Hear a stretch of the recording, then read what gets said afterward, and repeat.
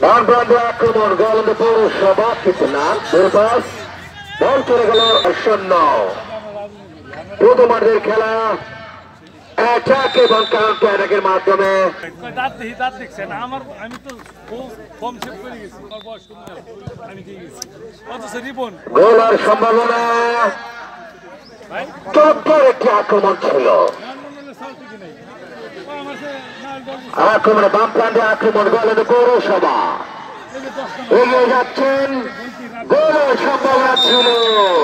কিন্তু বল চলে গেল ক্রসবারের উপর দিয়ে সীমানার বাইরে 31 বয়স ও তো আমার হাতে খেলা আরো 10 বছর আগে আমি সবার